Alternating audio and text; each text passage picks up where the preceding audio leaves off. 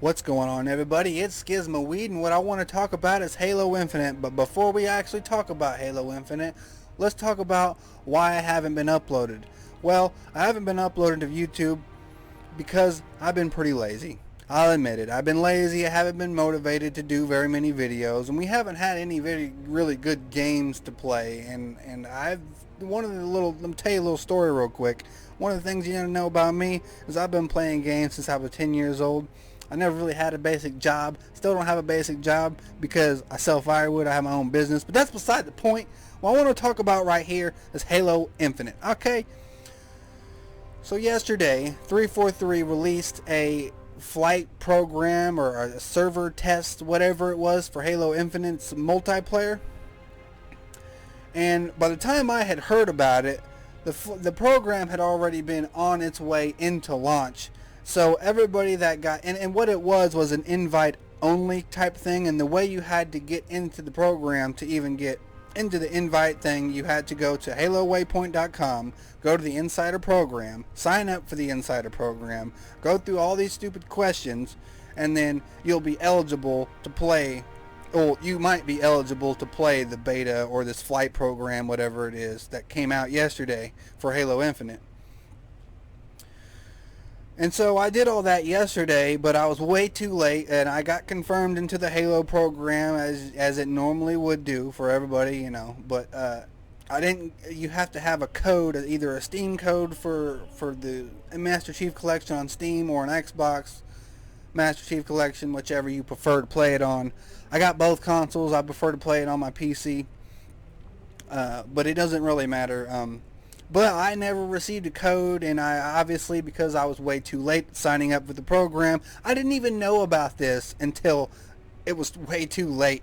And so, but I guess that's my fault. I don't exactly get on Twitter and follow any Halo news or anything like that on Twitter, so I guess that's what you had to do in order to find out about this. And I guess I need to start getting on Twitter more. But here's what it is. So the the the flight program, what it consists of is it has an armory section, and it also has a multiplayer bot type thing. So what you're playing is you're playing as you have 4 teammates, Xbox Live or PC teammates, and you go up against 4 bots until you reach 50, and then game over, and you restart that process. And basically what it is just to get you to feel for the game, because the game's going to be coming out soon in September, I believe. And I could be wrong on that, but I think it's September. And I don't quite understand why we had to go through all these steps just to get qualified to play this against these bots. It doesn't make quite any sense, but I guess it is what it is.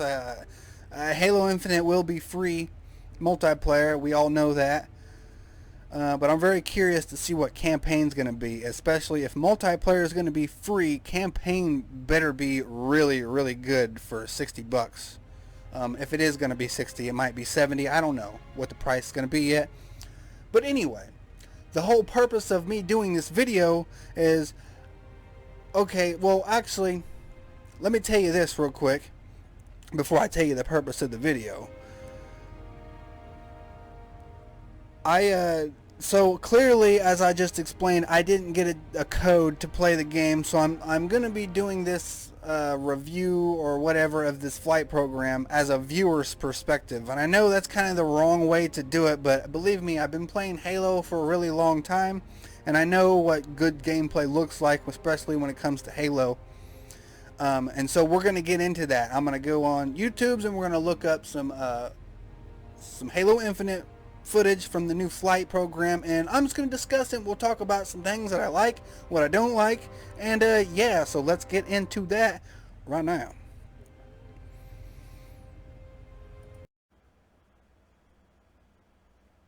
Okay, folks, so here it is, where I'm going to be doing the review on Halo Infinite raw gameplay for 25 minutes. That's what we're doing.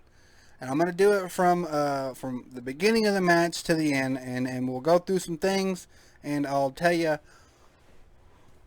what I like and what I don't like about it. Let's hit play. So this new weapon here, the skewer or whatever it's called, this gun looks really cool. I can't wait to play the game so we can use this. I got nothing bad to say about it. Nothing bad to say about it at all. I'm loving what I see. So, oh, right there. Hold on. Let's go back real quick. So, right there. There's something on the screen that's missing. And I'm liking it. Well, you know, we don't know what it is yet. It's the grenade indicator. See, the enemy threw a grenade at him and there's no grenade indicator. Now, I'm a real big fan of the older Halo games. I think a lot of the stuff that they added into those games are perfect for Halo, and it was for the time. Everybody loved it. I'm glad that they don't add the I'm glad that they don't have the grenade indicator, because it just kind of took me out of it. I know this is gonna be cringy for me to say, but Call of Duty has it. Why does Halo need it? You know what I'm saying? It don't make no sense why there's Call of Duty mechanics in Halo. That's why people didn't like Halo 4, because it felt like a weird Call of Duty mixed, and I don't know, it was strange. So I'm glad that the traditional grenade indicators for Halo are back. The regular sound effects for the grenade, and just being able to see the damn thing. And there's also movement mechanics that are different from the traditional Halos. There's clamber is from the Halo 5 in here, and there's slide, which I don't know if the slide was from the thruster pack from Halo 5 or what it was, because I didn't play Halo 5. I didn't like it at all. I downloaded it when it was free a few years back, and I hated it. Didn't like it at all. Didn't like the way the game felt. But what I'm looking at here, I'm looking at something that seems similar to Halo 5, but it's different, you know? Can't really explain it. It's almost like the art style they used, and just, I don't know, lacking in certain things that Halo never needed. Like, Halo never needed the fucking thruster pack. We don't need the stupid ground pound. Forget all that shit. I'm glad that they don't have the assassination animations as well. That's a really good thing, I think. Because here's the thing.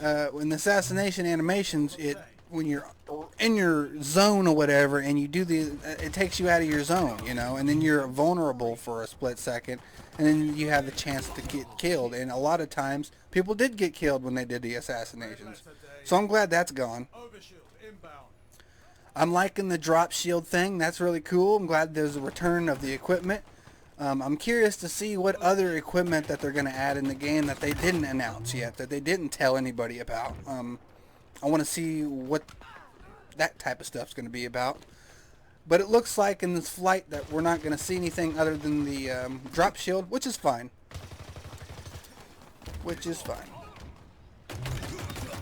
But the things I want to talk about, the movement. Let's go back to the movement here. I got no problems with the clamber in this game. I got no problems with the slide or none of that stuff, because it seems like that's a regular, everyday thing that should be in every first-person shooter, at least as of 2021. I think that's the way it should be. In every first-person shooter, you should have the slide. You should have the ability to climb ledges and stuff like that. It just makes sense. So I'm digging that. Now, hit markers, I'm not too worried about hit markers, because there was hit markers in Halo 2 Anniversary, and I got used to that after playing that game after a certain amount of time. Of course, I didn't like it at first. There's a lot of things that when are added to Halo that isn't the traditional Halo, people get kind of butthurt about, you know, because this is the same thing that was in Call of Duty, blah, blah, blah, but there are certain things that are in Call of Duty that don't deserve to be in Halo. Like I mentioned, the grenade indicator, I'm glad that's gone. You know, we don't need that shit, because Halo had its own grenade indicator. When you throw a grenade, you can hear the sound, and you can also see it, because it has like a little stream of light behind it.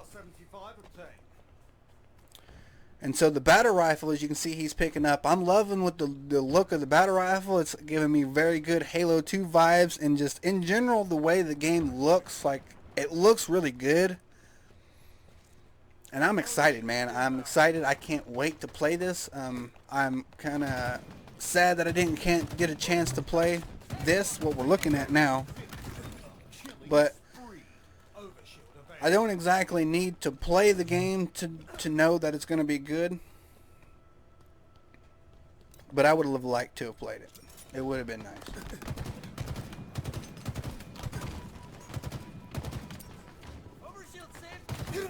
And I'm pretty sure as of me recording this video, as of right now, they added another map. Yesterday, this was the only map that you could have played.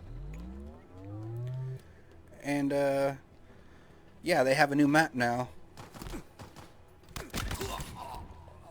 which you guys probably won't see in this video, because like I said, I'm only going to be doing a look at of this one game here, and we're going to call it good. That dude just got shit whipped into the water. Holy fuck. Although I'm not exactly that big of a fan of the pistol, it kind of feels like that was something that they did take out of like a modern day game. I don't want to keep talking about Call of Duty, but it seems like something that they took out of another game and then just slapped it into here. I'm not really digging that pistol, but I'm sure if I play the game, I'll get used to it. I'll like it a lot. I don't know. There's a lot of things in this game that I'm liking. I'm liking what I see here. I wish I could play it. That's pretty much all I could say about it is I like it. I'd like to play it. Blah blah blah. But I don't really have anything really negative to say. So I guess that'll be it. So yeah, guys, there it was. That was pretty much my review, my thoughts on the Halo Flight program.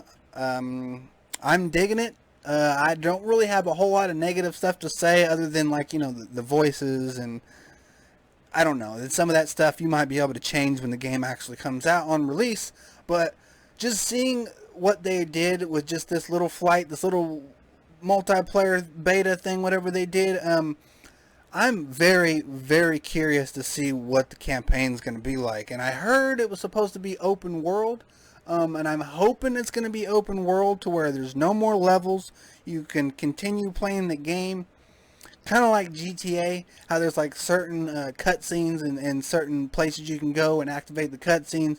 And you can just continue playing the game as regular, no loading, none of that shit. It's going to be fantastic. So, if you enjoyed this video, make sure you give me a like, subscribe, because I'm going to be uploading videos every single day from here on out. I might skip a day or two. You know how I am.